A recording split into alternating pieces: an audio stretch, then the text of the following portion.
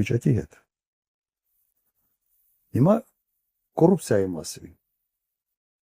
Նայեք, Նիկոլ Փաշինյանը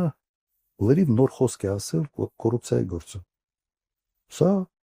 ֆենոմենալ է։ Ես իրեն համարում եմ կոռուպցիայի Էյնշտեյն։ Ունեք Անիֆի բանը դուք հիշատակեցիք։ Ստեղծել հիմնադրամ, լցնել այդ հիմնադրամը 65 միլիոն դոլարով հարկատուների կողմով։ Հետո ստեղծել օֆիս։ Ինքեր Արազատ Խանամի բանման ընտանիքների անդամներ տեղավորել այդ օֆիսում,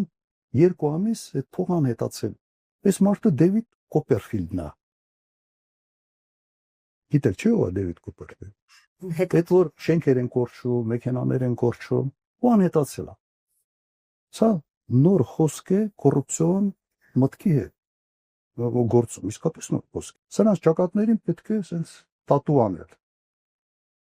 Կոռուպցիոն հանճարներ։ Եվ երկիրը սարքել են sense կոռուպցիայի դրախտ։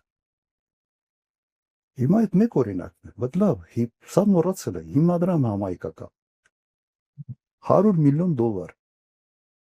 Հիմնադրամից փոխանցվել է բյուջե եւ անհետացել։